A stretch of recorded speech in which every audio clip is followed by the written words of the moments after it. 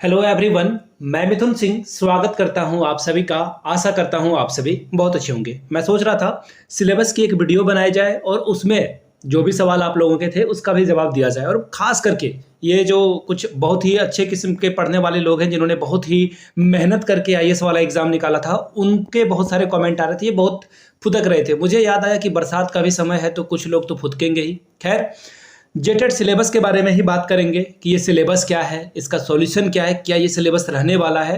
और जो लोग पूछ रहे थे कि क्या पास कर जाओगे, फट गई वगैरह वगैरह, ठीक है। सबसे पहले थंबनेल की बात कर लेते हैं। थंबनेल पे मैंने एक actually this is not a decent language, यहाँ पे कुछ डिसेंट लैंग्वेज है नहीं, बाकी तो सब कुछ ठीक ही है।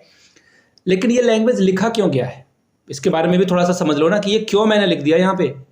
सिलेबस अगर आपने पलट कर देखा है तो आपको पता चलेगा कि ये लोग जो अधिकारी लोग हैं या फिर जिसने भी ये सिलेबस बनाया है वो पक्का कोई सस्ता सा नशा करके, है ना, सस्ता सा नशा करके उसने जो है सिलेबस लिख दिया।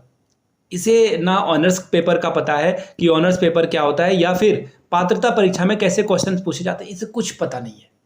मतलब ऐसे रैंडम सा कुछ भी पिक किया, हाँ ठीक है, अक्कड़ बक्कड़ करके कुछ भी क्वेश्चन इन्होंने जो है बना दिया है। ठीक है, टॉपिक को अगर मैं आपको पहले दिखा दूं ताकि आप चीज़ों को समझ पाओ कि मैं ये जो बरस रहा हूं ये सच है या नहीं। सबसे पहले आप कौन से पेपर की तैयारी कर रहे हो। अगर आप 1 to 5 की तैयारी कर रहे हो तो नीचे 1 to 5 लिखिएगा।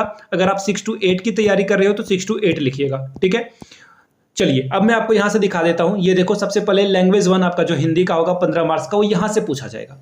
अब देखिए, कभी जीवन में आपने आदिकाल, भक्ति काल, रीतिकाल, आधुनिक काल पढ़ा है क्या? नहीं पढ़ा है। मैं अपने घरों में, मेरे घर में जो है हिंदी ऑनर्स का एक स्टूडेंट है, मैं तो इस एग्जाम में पास कर जाऊंगा, इसमें कोई डाउट नहीं है। लेकिन मैं कौन होता हूं पूरे जेटेट को रिप्रेजेंट करने वाला, जेटेट 2024 को रिप्रेजेंट करने वाला? I am a bloody nobody. मैं कुछ भी नहीं हूं। मेरे जितने भाई बहन एग्जाम दे रहे हैं, जिन्होंने सीटेट का एग्जाम पास किया, सहायक आचार्य में उनके अच्छे स्कोर आ रहे हैं, अब ऐसे लोगों को मन में बहुत कष्ट हो रहा है, पीड़ा हो रहा है कि कैसे ये जो है जेटेट जो है टुच्चा सा एग्जाम है, ये पास कर जाएगा। अब भी मैं बोल रहा हूँ ये टुच्चा वाला ही एग्जामिनेशन है, this is not a very vast examination. लेकिन जिस तरह से सिलेबस बनाया गया एक साजिश के तहत, सिलेबस आप देखो तो आपका दिमाग फट जाएगा, नस फट जाएगा आपका। क्यों? अब बताओ, जो 15 नंबर है ना, वो क्या पूछेंगे? ये हिंदी ऑनर्स वाला आपसे सवाल पूछा जाएगा, यानी कि आपको हिंदी ऑनर्स करना होगा। एक ऑनर्स हुआ है, अभी एक ऑनर्स कंप्लीट हुआ है। आगे देखिए सिलेबस को। अब यहां से देखो क्या बोला गया है, इतने सारे आपको उपन्यास पढ़ना होगा, आधे अधूरे, मैला आंचल, चंद्रगुप्त, पूस की रात। चलो ये तो कहानी सबने पढ़ी होगी, पूस की रात आपको सबको पता होगा, हल्कू वाला। अब देखिए कुरुक्षेत्र, तीसरा सर्ग, गोदान पढ़ना होगा आपको। ये है व्याकरण में, देखिए क्या है, वाक्यों को शुद्ध करना। बिल्कुल ये दो ना आप, ये दो, ये डिजर्विंग है हम लोगों के लिए। वाक्यों को शुद्ध करना, लिंग निर्णय करना, अनेक शब्दों के लिए एक शब्द, संक्षेपण, पल्लवन, ये सब पूछिए, हमें कोई प्रॉब्लम नहीं है। आप अनुवाद पूछ लीजिए, हमें कोई प्रॉब्लम नहीं है। लेकिन ये पूछोगे क्या आप हमसे? अब देखो लैंग्वेज, आर्ट ऑफ चॉरस, देखो पोएट्री पूछेंगे, ये ड्रामा पूछेंगे भाई साहब, नॉवल पूछेंगे हम लोगों से, मॉडर्न एज का, ये सारा कुछ जो है इंग्लिश ऑनर से पूछा जाता है। मेरे बहुत सारे दोस्त हैं जिन्होंने इंग्लिश ऑनर्स पढ़ा है, जिन्होंने शेक्सपियर पढ़ा है, सोनेट पढ़ा है। जिनका इंग्लिश ऑनर्स होगा उनको पता होगा कि सोनेट के बारे में मैं क्या बात कर रहा हूँ। अब इस तरह के सवाल जो है इसमें आपको 15 नंबर जो है इससे पूछा जाएगा। किससे? English honours. ऑनर्स नंबर कितना हो गया? 2 ऑनर्स आप अभी तक पढ़ चुके हो। तीसरा ऑनर्स पे आइए। अगर आपका सब्जेक्ट है उर्दू, तो उर्दू जो है इन्होंने बता दिया कुछ नहीं, उर्दू का कोई सिलेबस नहीं। ठीक है, चलिए आगे बढ़ते हैं। मैथमेटिक्स आपका है तो कोऑर्डिनेट ज्योमेट्री पढ़िए, ट्रिगोनोमेट्री पढ़िए। इसके अलावा ये ट्रिगोनोमेट्री डिग्री लेवल की है, यानी कि D1 में जो लोग पढ़ते हैं वहां से आपको पढ़ना होगा। आगे देखिए, डिफरेंशियल कैलकुलस है, इंटीग्रल कैलकुलस है, रियल एनालिसिस है, ग्रुप थ्योरी है, मैट्रिक्स है, डिफरेंशियल इक्वेशन है, कॉम्प्लेक्स एनालिसिस है, लीनियर अलजेब्रा है। अब देखो ये सेम फिजिक्स का भी वही सिलेबस है, केमिस्ट्री का भी वही सिलेबस है। मैं बताऊं ये सिलेबस क्या है? सहायक आचार्य के सिलेबस को इन्होंने फोटोकॉपी कराकर यहाँ पे पेस्ट कर दिया। ठीक है, और ये सिलेबस पता है, ये अगर आपको मैं बताऊं ना, मैथ का सिलेबस 3 साल आपने पढ़ाई करी ग्रेजुएशन में, तब आप इस सिलेबस को कंप्लीट करते हो, फिजिक्स केमिस्ट्री सबकी। तो अब कितना देखो, ग्रेजुएशन में आपने कुल टोटल जो है कितने ऑनर्स कर लिए थे? उधर 2 ऑनर्स कर दिया था आपने। अब यहाँ से देखिए, मैथ आपने एक तीसरा ऑनर्स हो गया।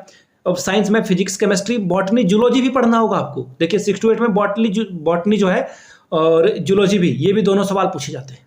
तो यहां से देख लीजिए कितने सवाल बनते हैं आपके लिए, कितना ऑनर्स पेपर हो चुका है। अब इन सारे ऑनर्स पेपर को पढ़कर आप जो है विद्वान बनोगे। ये जो थंबनेल में मैंने लिखा था ना, ऐसे ही नहीं लिख दिया था, कुछ भी मैंने बकवास नहीं लिख दी। अब देखो ये सिलेबस क्या जेटेट का सिलेबस है क्या? बिल्कुल भी नहीं। डबल आईएएस का है। आईएएस भी इस एग्जामिनेशन में बैठ जाए और क्वालिफाइंग नेचर का एग्जामिनेशन वो नहीं क्वालिफाई कर पाएगा, नहीं कर पाएगा। आई रिपीट, ये सिलेबस इतना भास्ट बना दिया गया है। अब मैं जो यहाँ पे थंबनेल में लिखा हूं, अब आप बताओ मुझे, जेटेट 2024 जो है एक साजिश नहीं तो क्या है? ये सीट जो नए विद्यार्थी हैं झारखंड के, वो क्या झारखंड में पैदा नहीं हुए हैं क्या? कोई कमेंट सेक्शन में मुझे बिहारी बोल के जाता है, मुझे तो बहुत हंसी आती है उस बंदे पे। मेरे पुरखे, मेरे दादाजी के दादाजी के दादाजी यहाँ झारखंड के इसी मिट्टी में, संथाल परगना के इसी मिट्टी में पले बढ़े, उन्होंने यहीं पे इसी मिट्टी में वो पैदा हुए, इसी मिट्टी में वो दफन हो गए। ये मुझे बिहारी बुला रहे हैं। बताओ ऐसे टुच्चे लोगों के बारे में क्या कहा जाए? ये बोलते हैं तुम बीजेपी का एजेंट हो, तुम फलाने के एजेंट हो। अरे भाई, मोदी और हेमंत में मुझे कोई फर्क नहीं दिखता है, both are the same personality. Hemant Soren भी इलेक्शन से ठीक पहले बहुत बड़े जो है वादे कर रहा है और आपको जो है लॉलीपॉप चुसा रहा है 1000 रुपए का ये करके। बेरोजगारी भत्ता पे बात की क्या हेमंत सोरेन ने? 5 लाख नौकरियों पे बात की क्या हेमंत सोरेन ने? नहीं की ना। तो इन चीजों पे ध्यान नहीं है आपका। अब देखिए ये जेटेट 2016 वाले के साथ क्या लव अफेयर है जैक बोर्ड का, झारखंड सरकार का। अब बोलोगे नहीं आप तो नफरत करते हो जेटेट 16 से, कोई आपके पास वैलिड रीजन नहीं है। बताता हूं मैं वैलिड रीजन क्या है मेरे पास। सबसे पहले तो हम लोग सीटेट वाले बच्चे को इन्होंने शामिल करने से मना कर दिया। किसने? हेमंत सोरेन की सरकार ने। इनके शिक्षा मंत्री हुआ करते थे जगन्नाथ महतो, उनकी डेथ हो चुकी है। उस इंसान ने जीते जी कभी नहीं कहा कि हम सीटेट को वैलिड कराएंगे। उसके बाद कुछ देर तक जो है मंत्रालय हेमंत सोरेन के पास रहा, उनसे भी मिलने के लिए गए नए विद्यार्थी, उन्होंने भी मना कर दिया। फिर हम लोग गए दूसरे लोगों के पास, जिनके जिनके पास मंत्रालय वाइस वर्षा चलती रही, किसी ने भी एक्सेप्ट नहीं करा। फाइनली हाईकोर्ट रांची के द्वारा जो है इस पे जजमेंट आया और वहां से जो है फैसला आया हम लोगों के पक्ष में।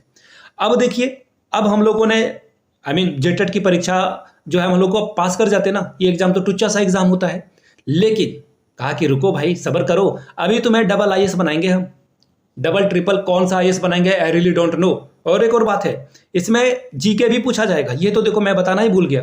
देखो अब जीके का मतलब क्या होता है, कोई मुझे बताए। अब जो है मुझे कोई बताए। यहाँ पे देखो कुछ बताया क्या इन्होंने? हिंदी हो, खड़िया कुड़ू, कुछ नहीं, पढ़ लो, कुछ भी पढ़ लो, लिटरली कुछ भी पढ़ लो। अब देखो जनरल स्टडीज में बोल दिया समान ज्ञान से भी ये प्रश्न पूछेंगे। कहां पर? 6 to 8 के लिए समान ज्ञान से भी ये सवाल पूछेंगे। यहाँ पे देखो ये 6 to 8 का सिलेबस है।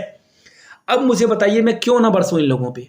और मैं अब बताओ ये सिलेबस है या बवासीर है, ये बताओ आप मुझे। Pardon me for my language, but this is the bitter truth. और एक ही चीज से कंपेयर किया जा सकता था, वो है बवासीर। और ये बवासीर से भी खतरनाक बीमारी वाला ये सिलेबस है ऑनेस्टली। अब कितने लोग एग्री करते हैं, डिसएग्री करते हैं, मुझे उससे फर्क नहीं पड़ता है। That's why I am making this video. मेरे पास उतनी सहनशीलता है, that's why I am making this video. अब आप मुझे ईमानदारी से नीचे बताओ, मैंने जितनी भी बातें कही, एक भी बात अगर इसमें फैक्चुअल रॉन्ग हो, इनकरेक्ट हो, तो बताओ मुझे।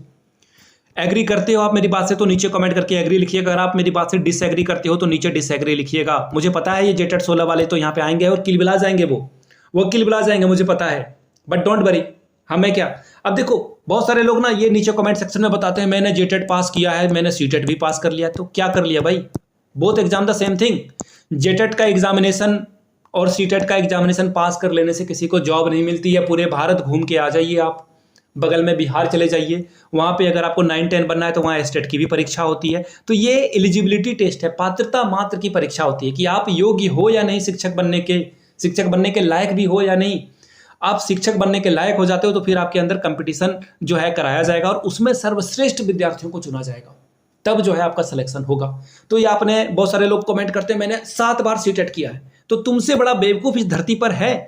उसने कहा कि मैंने एक विद्यार्थी का, स्टूडेंट का कमेंट पढ़ रहा था कि मैंने जेटेट की परीक्षा भी पास की है और 7 मरतबा, अब तो ये 8 कर लो इसे, मैंने सीटेट की परीक्षा दी। तो ये ऐसे बैल बुद्धियों को कौन समझाए कि 7 बार सीटेट देने का मतलब क्या होता है। आपने अपने माँ पिताजी या फिर खुद से कमाते हो तो भाई अपने पैसे की इज्जत कर लो। 7 बार सीटेट देकर क्या आपने कर लिया? और उसने लिखा कि मैंने 125 नंबर लाए हैं। वाह, शाबाश, ताली बजा दी मैंने तुम्हारे लिए। क्या कर लिया 125 लाकर? मैंने पहली बार में इससे ज्यादा नंबर लाया हूं। मैंने फर्स्ट अटेम्प्ट में इससे ज्यादा नंबर लाया हूं। अब बताओ, मैं एक बार में अगर देखो एक्चुअली क्या है ना कि मैं सबको बराबर मानता हूं, अगर किसी का भी ओबीसी एससी एसटी ग्रुप से आप 82 प्लस हो बहुत अच्छी बात है, लेकिन मैं फिर भी सलाह दूंगा कि आप 90 प्लस ले आओ, क्योंकि आप अदर स्टेट में जाओगे तो आपको दिक्कत आएगी। बाकी 90% से अधिक इस नंबर में एग्जाम में अगर आप ले आते हो तो कोई बहुत बड़ा तीर आपने नहीं मार लिया, सिर्फ आपको कॉन्फिडेंस मिलेगा, you are better than others many, ठीक है ना। बाकी आप कुछ, आपके अंदर कोई बहुत बड़ी पर्सनालिटी नहीं आ गई है कि आप कुछ भी कर लोगे। अब देखो, जो आपने सहायक आचार्य का एग्जामिनेशन दिया, अपने दिल पे हाथ रख के पूछो, वहां पे सीडीपी पूछा गया था क्या? वहां पे आपके सब्जेक्ट की नॉलेज की टेस्ट की गई थी, आपके अंदर कितना जीके का नॉलेज है, कितना करंट अफेयर्स का नॉलेज है, कितना रीजनल लैंग्वेज को आप जानते हो, उसकी टेस्टिंग की गई थी ना। तो आपने कोई बहुत बड़ा तीर नहीं मार लिया है, याद रखिएगा। और जो सीटेट बार बार एग्जाम देते हैं उनको भी मैं अपने छोटे भाई बहन को बताना चाहता हूं, या हम उम्र के जो भी लोग हैं उनको भी, क्यों देना है एग्जाम, ये बार बार एग्जाम क्यों देना है? आप अगर 90 प्लस हो तो ठहर जाइए, अपने सब्जेक्ट की तैयारी कीजिए। अगर आपका हिंदी है तो रीड हिंदी ना, थोरली हिंदी रीड कीजिए, इंग्लिश है तो हिंदी पढ़िए, अपने सब्जेक्ट को पढ़िए ना, यही से आपका सिलेक्शन होगा। अदरवाइज आप कुछ भी पढ़ दोगे, क्या फायदा हो जाएगा। हाँ, एक और बात, मुझे इस सिलेबस से प्रॉब्लम है या नहीं, ये लोग जानना चाहते हैं। बहुत सारे लोग कमेंट कर रहे थे, yes I have a problem with that. कोई बताएगा कि सिलेबस में कुछ भी रेलिवेंट चीजें हैं? नहीं है। 6 to 8 का एग्जामिनेशन, आप एक टैट परीक्षा ले रहे हो, उसमें भी आप ग्रेजुएशन लेवल का सिलेबस दे रहे हो, और ग्रेजुएशन लेवल का सिलेबस हिंदी में भी, इंग्लिश में भी, मतलब जो 5 क्या बताऊं, ऑनेस्टली मैंने जब ये सिलेबस देखा ना तो गुस्सा नहीं आया मुझे, पहले हंसी आई, मैंने जी भर के हंसा, और फिर दोस्तों को कॉल किया, और दे आर सेइंग कि ये क्या बना दिया सभी। और आपको भी पता है कि दोस्त जब बात करते हैं तो किस तरह से बात करते हैं, तो मैंने कहा कि ये तो बवासीर है और कुछ नहीं है, इसके लिए इससे उपयुक्त शब्द कुछ नहीं हो सकता। बाकी जो भी बातें हैं आप नीचे कमेंट करके बताइएगा, आपको क्या अच्छा लगा, बुरा लगा, you can say it in comment section. Remember that, अगर कोई भी जेटेट 16 वाला जिस लैंग्वेज में कमेंट करेगा उसको उसी लैंग्वेज में जवाब दूंगा। I don't care about teaching profession और समथिंग लाइक दैट। वो बोलते हैं ना टिट फॉर टैट, जैसे को तैसा मिलेगा, जैसा कमेंट करोगे भैया उसका जवाब वैसा ही मिलेगा। प्यार से अपनी बात को रखोगे फैक्चुअली, आंसर प्यार से दूंगा। और अगर कुछ वो बोलते हैं ना, वो नीचे कमेंट सेक्शन में बोलते हैं 2 टके का, भैया 2 टके का यूट्यूबर नहीं हूं मैं। पूरे जो झारखंड में जितने हैं ना चैनल, झारखंड में जितने लोग टैट की परीक्षा कराने, टीचर वाले एग्जामिनेशन की तैयारी कराने, या टीचर वाला चैनल है उसमें जाकर देख लो। अगर आपको टॉप 5 में मेरा चैनल नहीं दिखेगा तो बोलना। और रही बात इनकम की, तो तुम सहायक आचार्य बन के जो भीख मांग के, कटोरा से भीख मांग के जो जॉब लोगे ना जेटेट सहायक आचार्य की, उससे ज़्यादा पैसा मैं खुद अर्न करता हूँ यहाँ घर बैठे। ये सारे जेटेट 2016 वाले के लिए मैं बात कर रहा हूँ। आप लोग तो काउंसलिंग के माध्यम से जॉब चाहते थे कि एग्जाम देना ही नहीं है, वहां से आपका दाल नहीं गला तो आप चले गए सीटेट को बाहर निकालो। अरे सीटेट को शामिल कराने के बाद, पारा टीचर को शामिल कराने के बाद 55,000 फॉर्म डाले गए, इसमें से 5 से 6,000 स्टूडेंट तो ऐसे ही बाहर में रह गए भटकते हुए।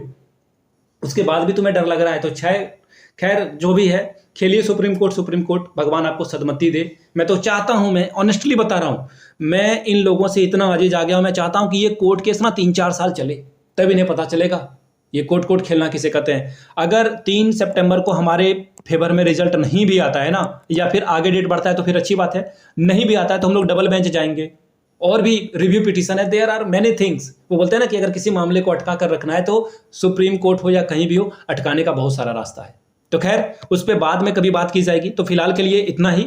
सिलेबस के लिए अलग से वीडियोज आएगी, और इन सिलेबस को कैसे टैकल करें और कैसे इस सिलेबस से आप ओवरकम करके जो है अच्छे से तैयारी कर सकते हो, उसके बारे में अलग से वीडियोज आएगी टाइम टू टाइम। चलिए मिलते हैं अगले वीडियो में, तब तक के लिए आपका बहुत बहुत शुक्रिया।